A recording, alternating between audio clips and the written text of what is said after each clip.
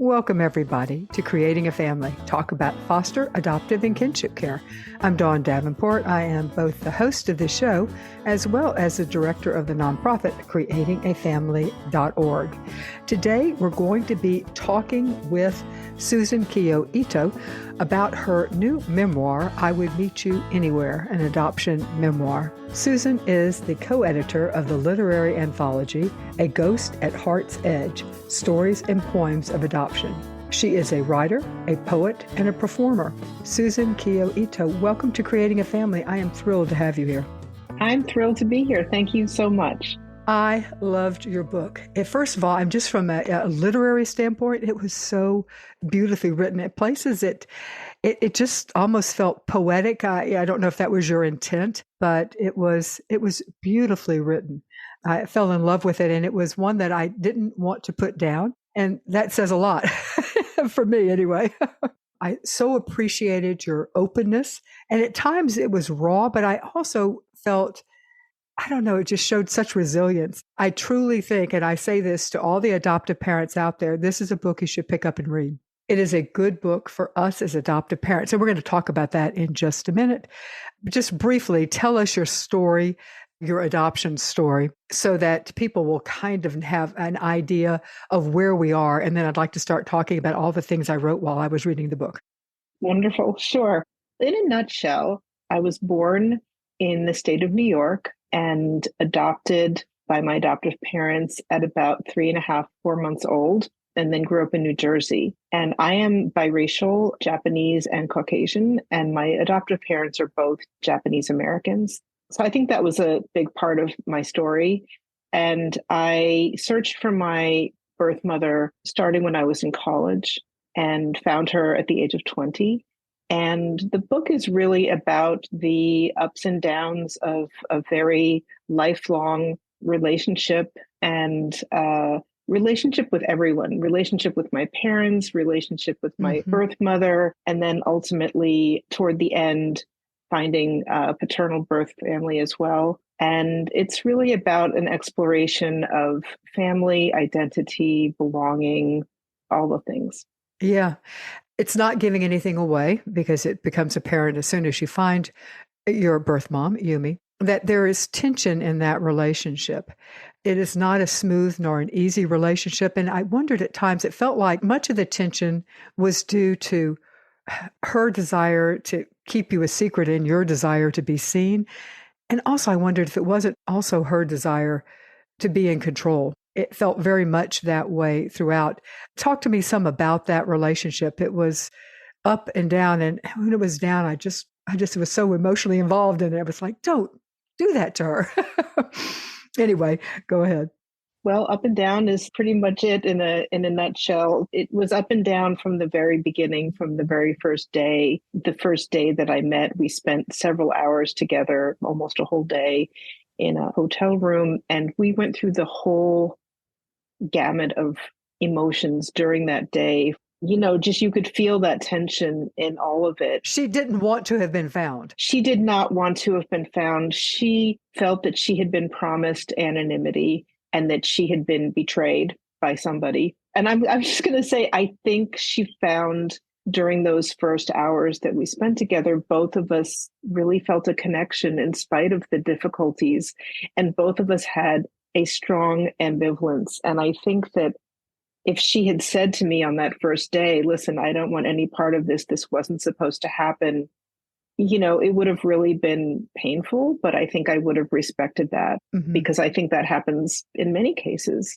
And the fact that neither of us could really fully let go nor fully be in it. Do you know what I mean? I think exactly. I feel like we both felt a pull of connection in spite of everything. And on her part, she never wanted to be found. But once she was found, she kind of still wanted to be connected in a certain way. But she wanted to be in control of how that connection looked at all times. Oh, 100%. Yeah. 100%. And I felt like I gave her that. You know, I was willing to do anything up until a certain point. I felt like I would have done anything to have that relationship. I'm going to quote from the book because I love this passage. Still, you said, I couldn't resist Yumi's siren call. I would crash on the rocks of her. And it really felt like she did have the siren call. It was like she would cut you off and have nothing to do with you for years. And yet, if she came back, it was like you were just drawn to her. And I think that's so important for adoptive parents to hear and realize. One of the things that it felt like the book showed was the reality that adoption reunions between adoptees and birth families can be fraught with so many conflicting emotions. And you have two different examples because you have your birth mother and then you have the reunion with your birth father's family. He unfortunately had passed away before you had gotten there. And you mentioned before you're very active in the adoptee circle, so you are very familiar with reunions. Did you anticipate beforehand the complexity of reunion? No, and not at all. I think I wrote about it. I mean, I was pretty young when I embarked on this. I was, 18, 19 years old, and I tried to prepare myself as best I could. I think I wrote about this a little bit. I found a book in the library about, it was case studies of adoptees in England where records had been opened and they were able to get their records at a certain age. And it kind of went through 10 different scenarios. And a lot of them were very, very difficult. That somebody had died or they were just like a whole gamut of really difficult and a few really positive outcomes. Mm-hmm. And I tried each one of them on, like, what if I found this? What if this happened? Do I still want to do this? And I realized that I did, even if I was going to find something terrible at the other end. But I never anticipated or I never imagined that it would be the way that it was, which was this kind of roller coaster of neither here nor there. The push me, pull me. Yes. I never anticipated. I think I would have still done it anyway. I know I would have still done it anyway. Sure. But I think that was something I did not anticipate, that I felt like it was either going to be a good scenario or a bad scenario. And this scenario was both so much. It was so mixed. It was so good and so bad. Yeah. Yeah. Have you subscribed yet to our free monthly e-newsletter? If not, what are you waiting for? It's easy. You simply go to bit.ly/transracial guide and you can quickly sign up. And when you sign up, you get the transracial guide that's strengthening and supporting your transracial adoptee. It's terrific. It's our thank you gift for signing up. Each month you receive a newsletter where we have curated, it's usually about 4 resources. We don't overwhelm you with stuff, but we really try to give you the best of things that can help you. And it's free, it's easy, so go to bit.ly/transracial guide and sign up today. One of the reasons that I think this book is so important for adoptive parents, and I come from the perspective of an adoptive parent, you probably don't know that, the audience does, but I come from the perspective of an adoptive parent. And one of the reasons that I think this book is so important for us to read is that we say so often to adoptive parents, it's not about us. The desire for reunion, the desire for connection, it's not about us. Don't make it about, to other parents, don't make it about you, because it's not about you. And I think your memoir does such a good job of helping, or maybe it was because that's where my mindset was, but it was about your quest to be whole. And your relationship with your adoptive parents was fine. They were no more perfect than anybody was, but I sense that you grew up feeling loved and treasured by your parents. Yes. I dedicated the book to them. Mm-hmm. There's a picture of them and me on the front of the book. And it really, in many ways, even though it was about this quest, it was also a love story to them. Yeah. And it's not, your quest had nothing to do with them. Your quest was about your needs. And I think so often adoptive parents, I hope less now, I don't know, I'm not sure if it is less, but I hope less. There is the feeling that if my child wants to search for their birth parents, it is a reflection on me. I am less of a parent. I am less the mom. And this book so clearly says there is nothing about that. By the way, I adored your dad. Oh, he just seemed so, he called you his little rascal, and he seemed so, and your mom as well. Both of them just were such interesting and great characters. But anyway, I do feel that this book It's such a good testament to the fact that it's about you as the adoptee. Any thoughts on that? I didn't know anything different when I was going through it, but in retrospect, and also knowing so many adoptees in my life, now hundreds, if not thousands, I really feel like my parents, they were so supportive and so matter of fact and so open. There's a scene where my adoptive parents and my grandmother and my birth mother all go out together. And Yeah, I mean, your mother reached out to Yumi. Yes, yes, they all did. And it was surreal and it I was bet. bizarre and it was hard. But so many people have said to me, I cannot imagine my parents ever doing that. I can't imagine that they would ever be willing to meet my birth family. And that they were so open. And so if they felt threatened or hurt or sad or anything, they never let me see that. They just were there for me. They were there to give me what I needed. And I wanted to bring it together. I didn't want to have these two separate parts of my life, like, oh, I'll meet my birth mother over here and I've got my family over here. Mm-hmm. And the fact that they were willing to do that. And then after that, they kept up a relationship without me. She would come to town and they would have dinner without me and they would exchange Christmas cards and, sometimes meet up, and they were very friendly with each other. And I really appreciated that. And also when I told my parents, because I was nervous to tell them that I was searching, Mm-hmm. they were, and I can do my mother's accent, what took you so long? We've been waiting years for this. That was how they responded on the phone after they got my letter. And it was just such an incredible relief. Oh, yeah. Because we as adoptees feel protective of our adoptive parents. We feel like we don't want to hurt the people who have raised us and loved us. Mm-hmm. And I had a lot of anxiety about that. And they just put it to rest immediately. What can we do to help you? What do you need? What do you need? How can we help you? And at the time, I didn't think that much of it. I was appreciative. But in the many years since, hearing that there are many other responses to these things, Mm-hmm. I've really come to appreciate them so much. Yeah, they got it. It wasn't about them. It was about you, and they love you. So what can we do to help you find this? Your reunion with your birth father's family was quite different. Can you describe that one? Well, it happened 40 years later. So it was 45 years later. It was much, much later. And I don't know, I guess it's a spoiler, not a spoiler, but I ended up finding them through DNA. It's not a spoiler because it's still a great story of how you found them, but go ahead. Okay. Through Ancestry.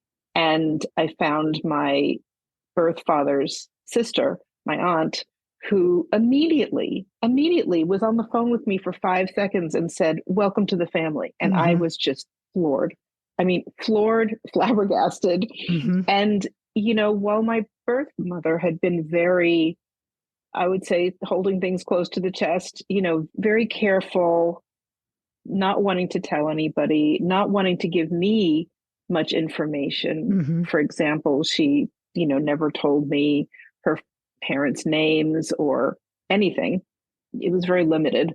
My aunt, she wanted me to meet everyone. She invited the entire extended family, Mm-hmm. Invited me to come. So I went to her house and met the entire extended family, many people in the town. And she was just blandly, she was taking you out, and everybody she met, she goes, this is my niece. I don't remember if she said I just met her, but anyway, she just said, this is my niece. She was including you. My new niece. Yes. My new niece. Yes, this is my new niece. Yes. No explanation needed, and she didn't give it. This is just my niece. No. And it was just this overwhelming, I don't know, sense of you're part of us. We recognize you, your family, you're part of us. And we want to tell you everyone about you. We want you to know everything. And she gave me this book of family history. It had letters and diary entries that the family had made it, genealogy, family trees, photos that they had hand bound, at a copy store or something. And all of a sudden I had generations of relatives that I had known nothing about. It was really overwhelming. And it was something very, very different because even my adoptive family, my parents were second generation. So their parents had come from Japan. And neither of my parents knew anything about their Japanese relatives, didn't even know their names. didn't Interesting. know anything about where they came from. So like the family tree is only goes up this much, whereas the family tree from my birth father's side back to the 1500s. I mean, I now have, I keep filling it out on Ancestry, like 9,000 relatives. It's just Good heavens. exactly. It's very different. I mean, it was just very, very different. Well, and your birth mom said at one point, and I don't remember actually what led up to it, but she said something to you about it's like you're trying to worm your way into this family, or you're trying to get you into our family, or something like that. And it's like, well, actually, yes, I am your family. But you didn't say that. No, of course I thought it, but I think that's one of the things that I've thought about a lot during this whole time is that, well, what makes a family, or what makes somebody your cousin or your mother or your sister? And I've kind of come to the conclusion that, like anything, I think it kind of has to be mutual. I mean, like there's the genetic facts of it that yes, you are related to this person. Yes, you share DNA, but if they don't claim you, I don't really Mhm. know if that's a relationship or not. I was thinking like, well, I could say that Keanu Reeves is my boyfriend, but if he doesn't say he's my boyfriend, then that's not true, right? you know, But boyfriend and parent child is different. yeah, this is true. This is true. You're right. But I think that's important that you're saying the same. Yes, it's different, but it's the same in the sense that Yumi, well, sometimes she did claim you and sometimes she didn't, but if it's not mutual, if I think I'm hearing what you say, if the other person doesn't want to claim you, then you're not claimed. Yeah, that is what I'm saying. I think there's something very distinct about that claiming. I have another relative from my birth father's side of the family who has 100% claimed me and is like my cousin, and who has a sibling who really I could be nobody. Do you know what I mean? Like does Yeah. not want contact or to know me or anything. And that's their choice, and I'm not going to worm my way in, as you said. And the one who does claim me, I feel like we enjoy a really wonderful relationship. And there are others who just don't for a variety of reasons. Hmm. And I'm not going to force myself on anyone. But I feel like, I can call one person my relative and the other person is just Hmm. a person. Yeah, I totally understand that. Calling all support group facilitators or support group attendees or trainers for foster, adoptive, and kinship families. Creating a Family has the resource for you. We have 25 curriculum. It makes it so easy to run a training or a support group. It is very participatory. We get people talking. We keep them talking. We end with 2 action points for them. It is just a terrific resource, and you can find out more information about it at parentsupportgroups.org. In adoption literature, there is the term the primal wound, and I know that you are aware of what it is, but just to make sure the audience is, which I think they probably are because we've talked about it, I'm not going to do justice to the depth of what it means, but it's that the act of adopting itself creates a wound, a primal wound, that is a hole that needs to be filled. I'm not sure that they would actually say that part about the hole, but it does create a wound because you have been separated from your birth family. Did you feel that growing up? I don't know if I felt it as a wound growing up, especially as a child, a young adult, a teenager. I don't know that I felt that aware of it. It's only, kind of in retrospect and looking at how I was or how I felt. I mean, I had a deep longing and a questioning. I had a Mm-hmm. lot of questions. I have a little bit of mixed feelings about the primal wound idea because on one hand, I believe in it. And on the other hand, I feel like I don't want to be defined by that. I interviewed another adopted person, and she said, I object to the concept of wound because that means I'm injured and I don't feel injured and I'm not defined by an injury. But she said, but I do want to know the whole of me, which includes my biology. Yeah, so I have mixed feelings about it. I'll say this, I feel like I don't know if I have that primal wound that I was wounded as an infant. Although, I have to say, having both of my children and my grandchild and seeing them at the age that I was during certain milestones. This is the age I was when I was born. This is me when I was a newborn. This is me when I was in the hospital. This was me in foster care. And this was me when I went to my family. It's kind of stunning. Do you know what I mean? When I feel like I was not this blank slate from 0 to 4 months old. I was like a living being, and I experienced things that I don't know about. I experienced being in the hospital and having literally nobody come visit me. I know that for a fact. I experienced being in a foster care situation, and I don't know what that was like. And then, I feel like my known life began when I went to my adoptive parents.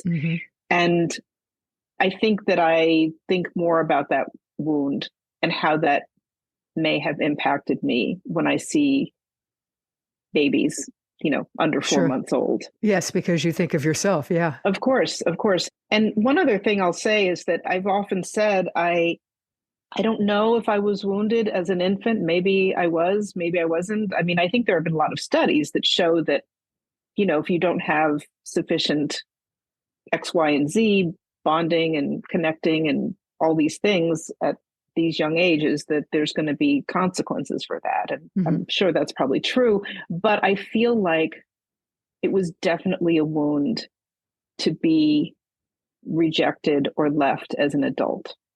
Sure. That was something that was very deeply felt. And I was conscious of it. It was something that I was conscious of as an adult person. And that I felt, okay, maybe not the primal wound, but that was a big wound. Yeah, I can definitely, absolutely understand how you would come from that. Adoptees often hear the phrase, "you're so lucky." And can you talk to us about why that is so off the mark, even for someone who was raised in a loving, not necessarily idyllic, but certainly a fine upbringing? Why is the "you're so lucky" comment so misguided?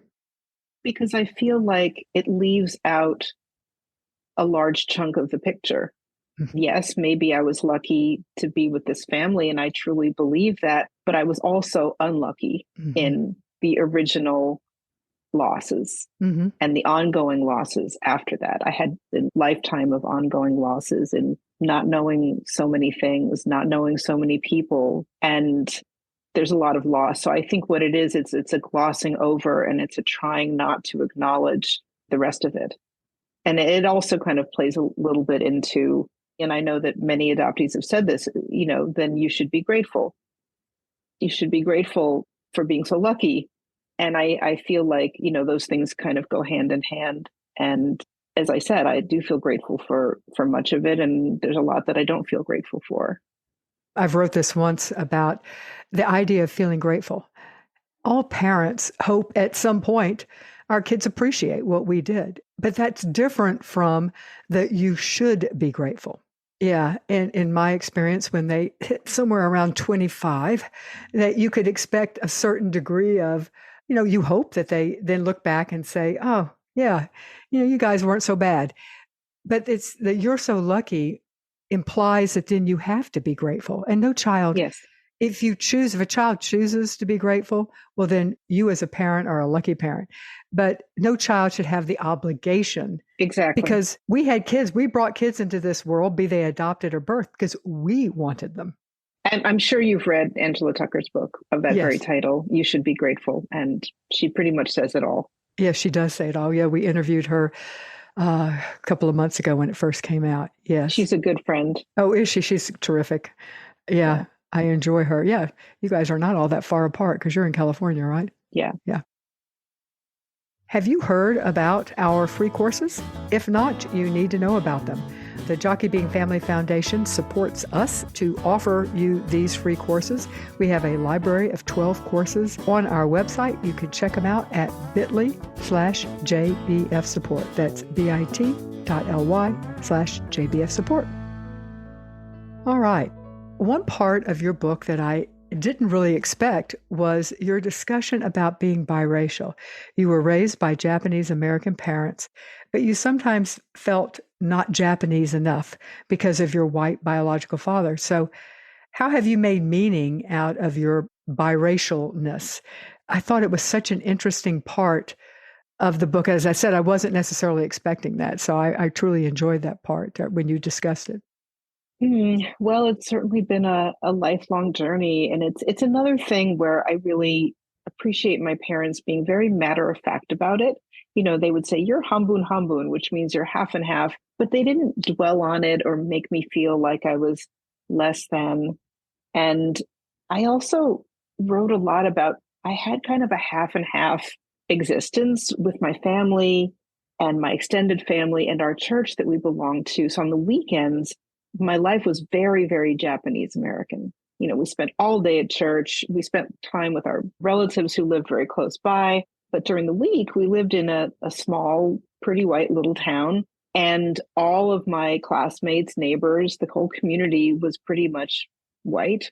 So it was just like an interesting, all I can say is half and half experience, and I kind of went back and forth between the two and how people saw me. And I think it also depended on how much contact people had with my parents, that if they saw me as Asian or not. And when I left the East Coast and moved to California, I really struggled with not having my parents as kind of an anchor in that community. Interesting. And Yeah. there were times that I did not feel accepted or seen by Japanese American or Asian American community. I wrote about this in an essay once, but I don't think it's in the book. I was teaching at a community college and they had an Asian Faculty Association.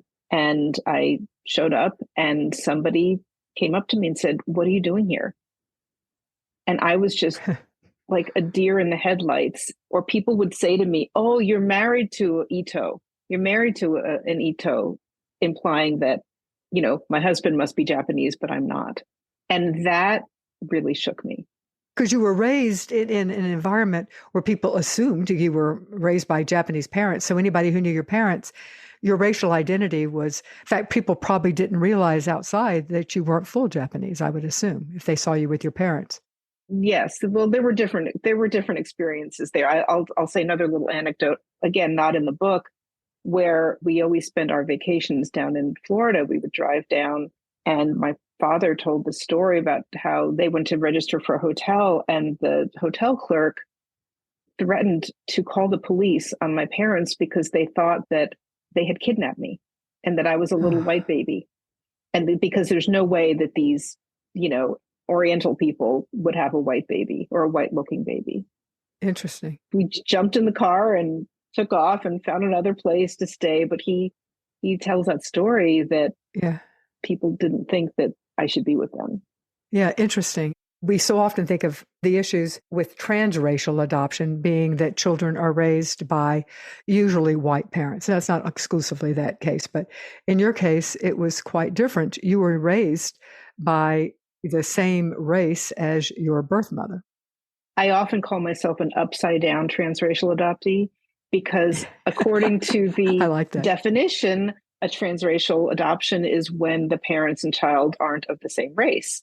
And in fact, I was not completely of the same race as them. So sort of half and half. But thinking of like, if you're a biracial child of color raised by white parents, it is possible to not have any contact with the community of origin of that child. It's possible to be raised in racial and cultural isolation. And I've heard a lot of that going on. But for me, that was not possible because we lived in dominant culture and they didn't have to go out of their way to help me get to know white people. Yeah. Yeah. I mean, and I don't know if you remember that commercial back in the day where it says, "Marge, you're soaking in it," and meaning the Palmolive dishwashing liquid. And I would be like, yeah, I was soaking in it. I watched TV, all the media, everything around me, everybody in my town, people in school. Yeah, you were predominantly, Exactly. And so my parents didn't have to do this extra work to True. connect me with my culture the way that white parents do when they have a child of color and there are not those people around. Yeah, that makes good sense. And yet you identified as a Japanese American growing up. I did. Yeah. And at one point, when your aunt, your father's sister, had said, "Oh, if I had only known, I would have taken you in, I would have adopted you." And you talk about, oh, well, wait a minute. I would have lost so much, my Japanese-ness, because you would have then been a classic right side up transracial adoptee. Yeah. Interesting. Yeah. I always assumed that I resembled my birth mother more. And as it turned out, when I met my birth father's family, the resemblance there was so strong that it was kind of shocking. Uh-huh. And I feel like I probably would have just blended in, and I don't know if anybody would have even noticed or thought. It's interesting. My husband said, honey, if you were raised, in that family, you would have been just sort of a funny looking white kid or like something like, is there something different about you? But it wouldn't have been completely obvious. Yes, it wouldn't have stuck out. Something I wanted to just touch on briefly. You, at some point, you started working in the adoption world, but the main thing is that it brought you in contact with adoptees. And you talked about how important that has been in your development. I thought it would be helpful if you shared a bit of that. Yeah, well, it's been everything for me. And I mean, I don't know if you remember, but my first contact started when I was 13 and I read this book by an adoptee memoir by Florence Fisher. And she had founded Alma, an adoptee organization. And I started attending their meetings when I was 18. So I first became connected with other adoptees when I was still in college. And I can't even say the impact that had on me with other people who validated my feelings, who supported my experience, who understood exactly what I was going through. I mean, that meant everything. And I have met adopted people who are 40, 50, 60 years old. It's like, I never talked to another adopted person. I'm like, well, not that you know of, but like where they really feel like they feel isolated. They feel isolated. They never felt like they've had that community. And I just feel like that is one of the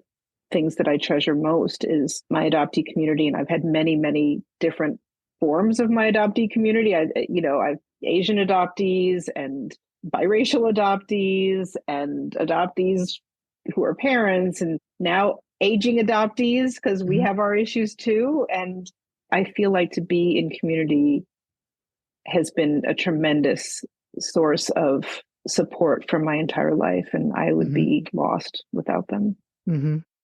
One final question. I was left wondering, as far as you know, has your birth mom, Yumi, read the book? And if so, has it impacted your relationship? I don't know. I did let her know about the book, and we're currently not in contact. So you have no idea? I don't know. Yeah. Well, I don't know whether to hope that she does or doesn't read it. I feel the same way. I don't know what I hope for. I hope for peace for both of us going forward. That's what I would like. Yeah, that's a beautiful wish. I did feel it was brave of you, because knowing how much you desired that relationship, it took courage to write this book. And I'm glad you had the courage. Thank you. Sometimes I'm glad, sometimes I'm not so sure. Yeah. But, it's been a real emotional journey since the book has come out. And I've heard that word brave a lot. And sometimes I think in my head, I don't know, brave or foolish? Or foolish? There's a fine line between the two. There is a very fine line between those two. Yeah, there really is. Well, whether you were brave or foolish, Susan Kiyo Ito, I am so thankful that you wrote this beautiful book, I Would Meet You Anywhere, an adoption memoir. Thank you so much for talking with us today. Thank you so much. I really appreciate this conversation and your readership. Let me do a shout out to Vista Del Mar. They have been a long-time supporter of both Creating a Family, the nonprofit, as well as this podcast. Vista Del Mar is a licensed nonprofit adoption agency with over 65 years of experience helping to create families. They have a number of different services. They can do a home study only service. They also have a full service infant adoption. They can do international home studies as well as post-adoption reporting. And they have a foster to adopt program if you're interested in foster care. You can find them online at vistadelmar.org/adoption.